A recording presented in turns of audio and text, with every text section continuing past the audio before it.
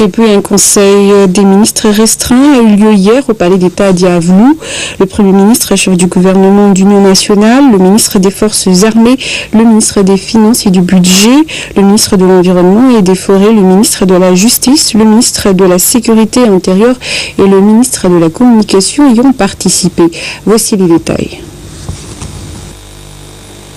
Lors de ce conseil restreint, le président de la Haute Autorité de la Transition, Engineering Razuel, a donné les instructions fermes et claires suivantes dans le dessein d'éradiquer les trafics de bois de rose. L'implication de près ou de loin de tout élément des forces de l'ordre dont des trafics de bois de rose n'est guère tolérable.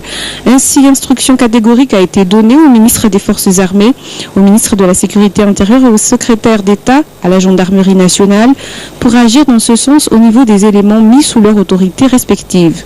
Toute personne impliquée dans des trafics de bois de rose doit être systématiquement placée sous mandat de dépôt et en cas de charge suffisante, condamnée à des peines judiciaires sévères.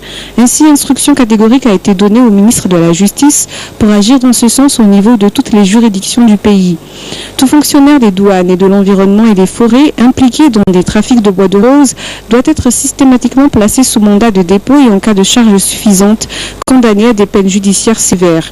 Ceci nonobstant sa traduction devant le Conseil de discipline.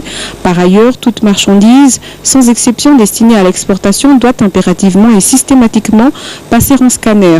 Toute inobservation de cette mesure entraîne la prise de sanctions administratives sévères à son encontre. Ainsi, instruction catégorique a été donnée au ministre des Finances et du Budget, ainsi qu'au ministre de l'Environnement et des Forêts pour agir dans ce sens au niveau de tous les fonctionnaires mis sous leur autorité respective. Les textes de loi et réglementaires se rapportant à la réglementation et aux infractions liées au bois de rose doivent impérativement faire l'objet de larges diffusions régulières auprès de l'opinion publique nationale et internationale.